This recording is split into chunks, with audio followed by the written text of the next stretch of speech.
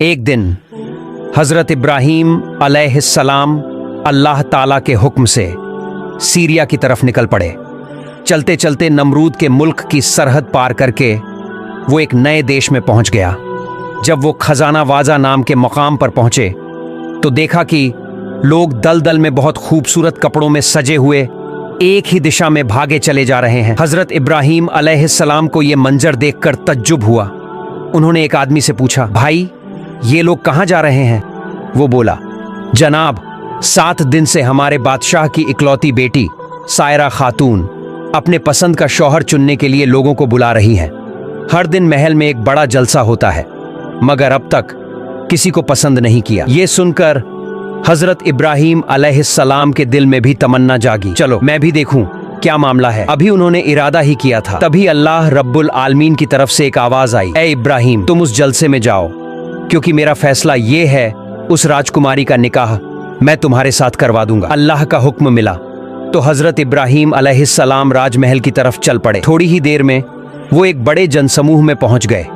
इतनी भीड़ कि आगे तो क्या बीच में भी जगह नहीं थी, तो उन्होंने पीछे जाकर एक खजूर के पेड़ के नीचे खड़े हो गए। फिर थोड़ी ही देर में बेहद हसीन नूरानी चेहरा लिए राजकुमारी सायरा खातून अपनी सहेलियों के साथ मंच पर आई। उसके हाथ में था हीरे मोती से जड़ा एक ताज। वो एक एक करके हर आदमी को देखने लगी, मगर किसी पर उसकी नजर नहीं ठहरी। आखिर में वो पीछे की तरफ आई और अचानक उसकी नजर रुक गई। हजरत इब्राहीम अलैहिस्सलाम, क्योंकि उनके माथे पर चमक रहा था नूर मोहम्मदी सल्लल्लाहु अलैहि वसल्लम, ऐसा नूर कि पूरी महफिल रोशन हो गई। सायरा खातून की नजर बस उसी नूर पर ठहर गई। उसकी सांस थम सी गई और फिर कदम दर कदम वो हजरत इब्राहीम के सामने आकर रुक गई। यहीं से शुरू हुई एक पाक और मुकद्दस कहानी जिसे अल्लाह ताला ने खुद तय किया था। इब्राहीम अलैहिस्सलाम के माथे पर जो नूर था, उस नूर की चमक देखकर राजकुमारी सायरा जैसे मोहित सी हो गईं। उनकी नजरें बस इब्राहीम अलैहिस्सलाम पर ही टिक गईं। कुछ पल यूं ही उन्हें देखती रह गईं और फिर अचानक उन्होंने अपने हाथों से मोती मुक्ता जड़ी शाही ताज उठाई और धीरे धीरे मुस्कुराते हुए वो ताज इब्राहीम अलैहिस्सलाम के सर पर सजा दिया। जैसे ही ताज उनके सर पर रखा गया, पूरा दरबार तालियों की गूंज से भर उठा। हर तरफ से आवाजें आने लगीं, मुबारक हो, मुबारक हो।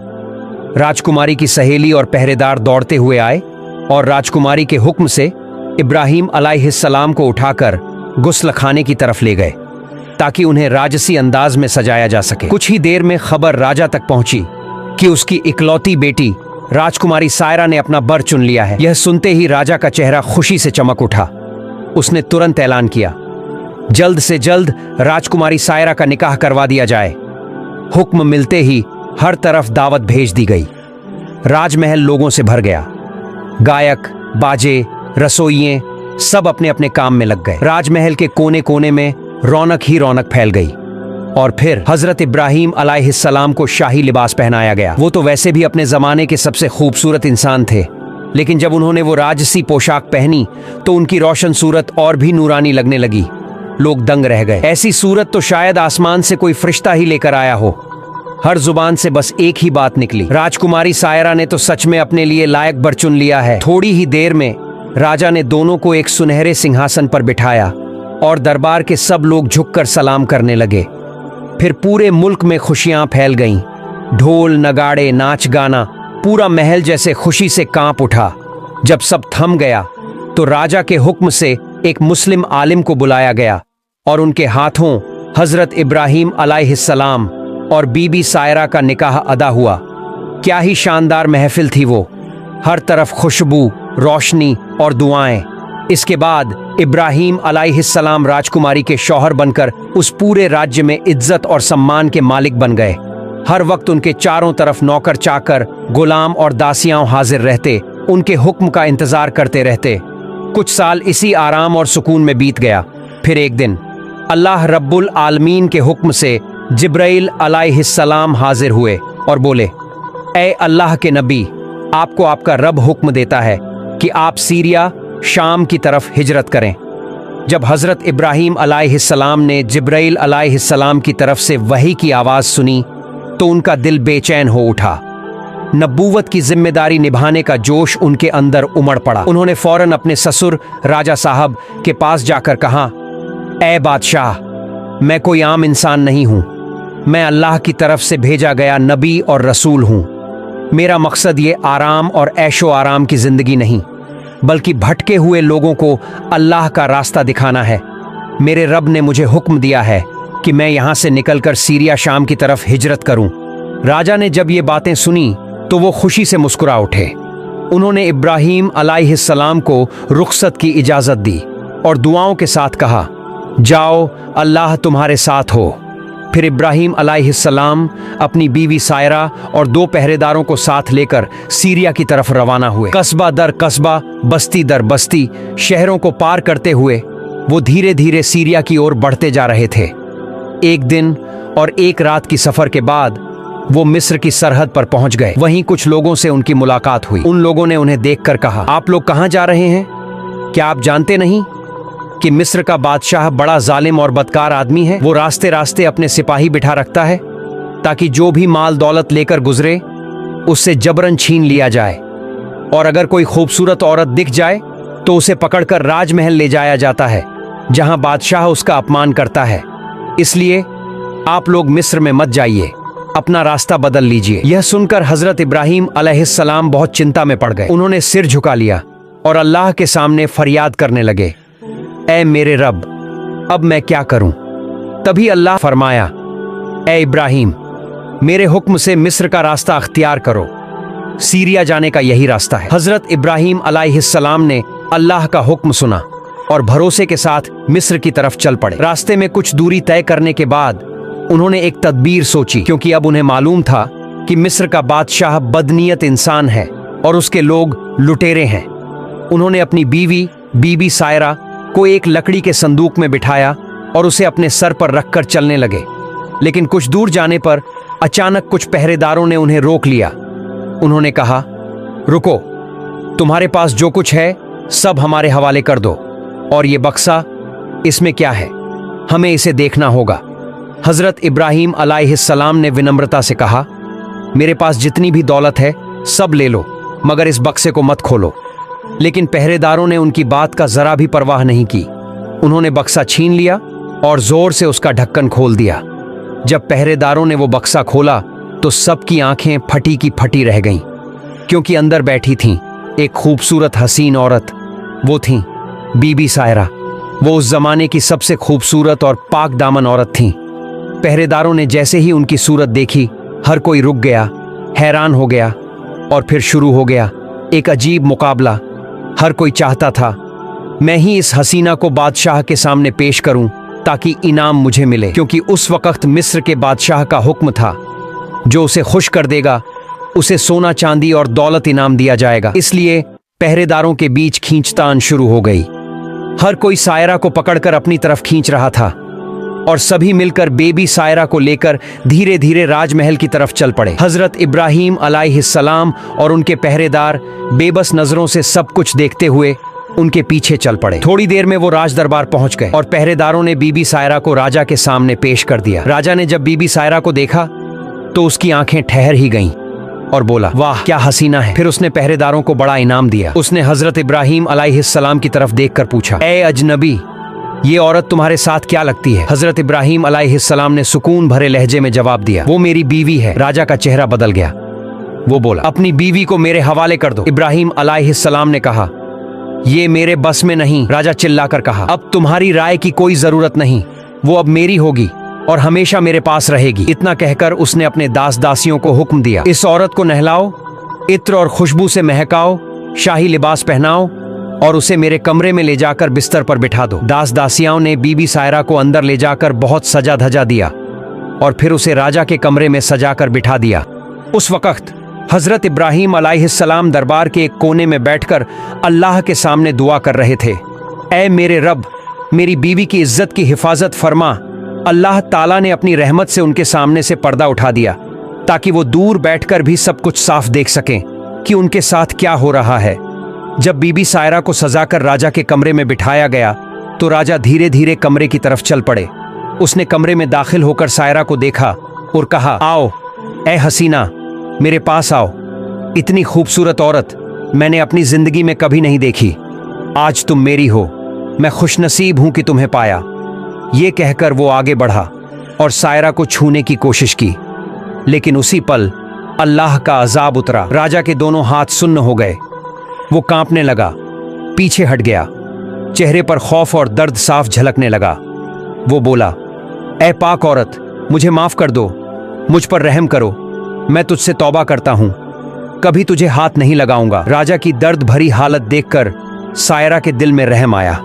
उसने हाथ उठाए और रोते हुए अर्ज की, ए अल्लाह, तू इस रजा को हिदायत दे दे और इसे पूरी तरह शिफा अता फरमा। सायरा की दुआ कबूल हो गई। अल्लाह ताला ने फौरन रजा के हाथ को पूरी तरह ठीक कर दिया। रजा देर तक सायरा को सामने बिठाकर देखता रहा। फिर अचानक जोश में आकर सायरा के करीब आने लगा। वो उसे गले लगाने के लिए आगे बढ़ा, मगर जैसे ही वो सायरा के पास पहुंचा, अल्लाह ताला का गजब उस पर उतर आया। उसके दोनों पांव जमीन में घुटनों तक धंस गए। रजा डर से कांप उठा। वो चीखने लगा, सायरा, मुझे बचा लो, मेरे लिए दुआ करो, मैं तौबा करता हूं। सायरा ने सख्त लहजे में कहा, अल्लाह के साथ मजाक करने की सजा इससे भी ज्यादा भयानक हो सकती थी। मैं तुम्हारे लिए दूसरी बार दुआ नहीं कर सकती। मेरे शौहर एक नबी हैं, हजरत इब्राहीम अलैहिस्सलाम। वो सामने बैठक में हैं।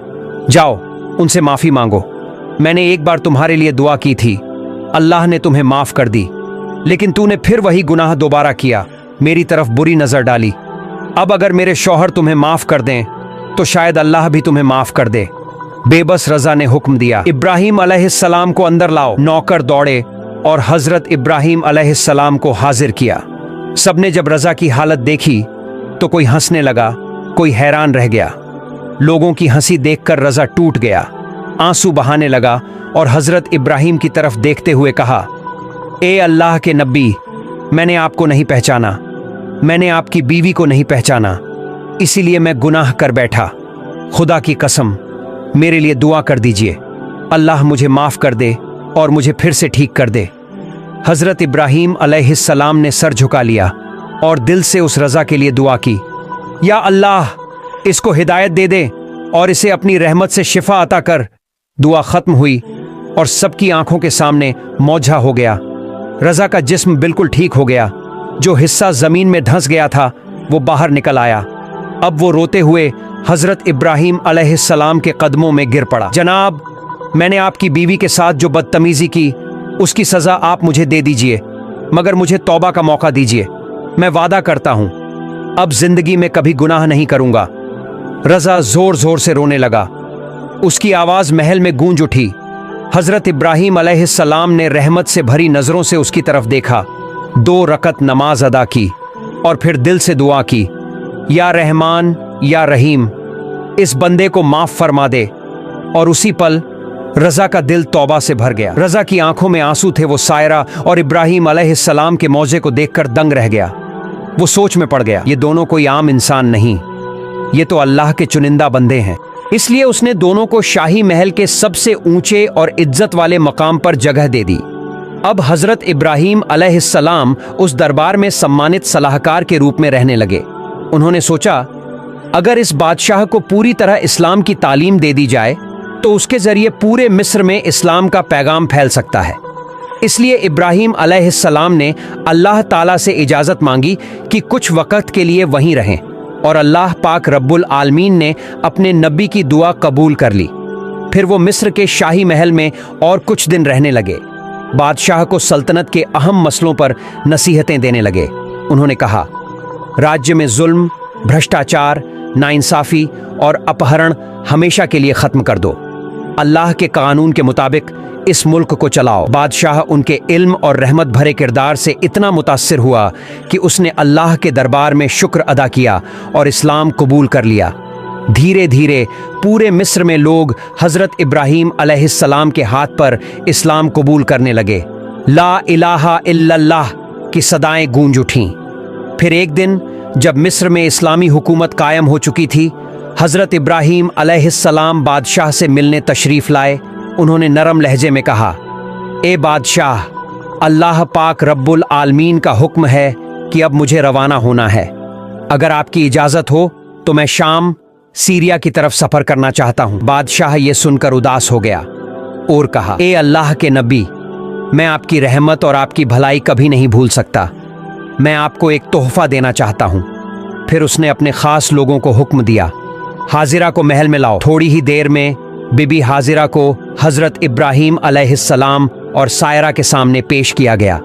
बादशाह ने आदर से कहा, ए अल्लाह के नबी, आपने मुझ पर जो रहमत और हिदायत की है उसके शुक्राने के तौर पर मैं ये पाक दामन औरत आपको तोहफे में पेश करता हूँ। प्यारे दर्शकों, यहाँ ये जान लेना ज़रूरी है, यही हाजिरा आगे चलकर वो मुबारक खातून बनी जिनके घर में हज़रत इस्माइल अलैहिस्सलाम का जन्म हुआ और जिनकी याद में सफ़ा मरवा की सई और जमजम का इतिहास बना। इसी हाजिरा की नस्ल से हमारे प्यारे नबी रहमतुल्लिल आलमीन हज़रत मोहम्मद सल्लल्लाहु अलैहि वसल्लम तशरीफ़ लाए। असल में बीबी हाजिरा कोई साधारण दासी नहीं थीं, वो एक उच्च वंश की शरीफ औरत थीं, मगर उस जमाने में जंग में हारने वाले मर्द औरतों को गुलाम और दासी बना लिया जाता था। किसी जंग में जब उनके कबीले को शिकस्त हुई तो हाजिरा और उनके लोग कैद होकर मिस्र के बादशाह के कब्जे में आ गए और वहीं से अल्लाह की मशीयत से वो नबी की अजीज बीवी बनी और इस्लाम के इतिहास में अमर हो गईं। और इसी तरह उस सिलसिले में हाजिरा ने अपनी आज़ादी खो दी और वो एक बांदी के रूप में जानी जाने लगी। इसके बाद हज़रत इब्राहीम अलैहिस्सलाम ने हाजिरा को बतौर तोहफा स्वीकार किया। फिर उन्होंने बादशाह से एक इल्तिजा की।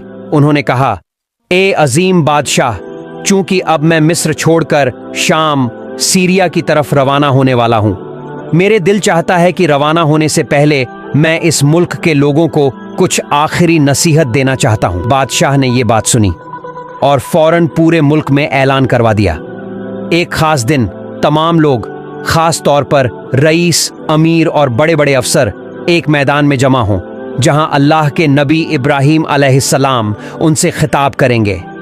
फिर वो दिन आ पहुंचा। पूरा मिस्र सिमट आया उस मैदान में। हर तरफ भीड़, सन्नाटा और रूहानी एहसास छाया हुआ था। जब हज़रत इब्राहीम अलैहिस्सलाम मंच पर तशरीफ़ लाए तो चारों तरफ सन्नाटा छा गया। उन्होंने अपना हाथ आसमान की तरफ उठाया और बोले, ऐ लोगो, अल्लाह ताला से डर कर रहो। जुल्म, नाइंसाफ़ी, लालच, इन सब से दूर रहो। अल्लाह ही सब कुछ देने वाला है, उसी पर भरोसा रखो। उनकी आवाज़ में ऐसी रूहानियत थी कि मैदान में बैठे हर शख्स की आंखें नम हो गईं। लोगों के दिल कांप उठे। हर जुबान से निकला, हम वादा करते हैं ए अल्लाह के नबी, हम जिंदगी भर इस्लाम के रास्ते पर कायम रहेंगे। जब ये रूहानी मजलिस खत्म हुई, हज़रत इब्राहीम अलैहिस्सलाम ने सजदे में झुककर अल्लाह ताला का शुक्र अदा किया और बोले, ऐ मेरे रब, तूने अपनी रहमत से इन लोगों के दिलों में रोशनी भर दी। फिर वो धीरे धीरे बादशाह के साथ महल की तरफ रवाना हुए। चेहरे पर सुकून था, आंखों में नूर था। अगले ही दिन हज़रत इब्राहीम अलैहिस्सलाम ने बादशाह और तमाम देशवासियों से विदा लेने की तैयारी की। महल में सन्नाटा छा गया था। हर चेहरा उदास, हर नज़र में मोहब्बत और एहतराम झलक रहा था, क्योंकि वो जा रहे थे अल्लाह के नबी, जिन्होंने मिस्र को अंधकार से निकालकर ईमान की रोशनी में डुबो दिया था। प्यारे दोस्तों, हमारी कहानी यहीं समाप्त होती है। अगर आपको यह वीडियो अच्छी लगी हो तो इसे लाइक करें और कमेंट बॉक्स में आमीन ज़रूर लिखें। इस्लाम का पैगाम पूरी दुनिया में फैले, इसी नेक मकसद से वीडियो को शेयर भी ज़रूर करें। और हाँ, अगर आप हमारे चैनल पर नए हैं तो चैनल को भी सब्सक्राइब करें। अल्लाह हाफिज़।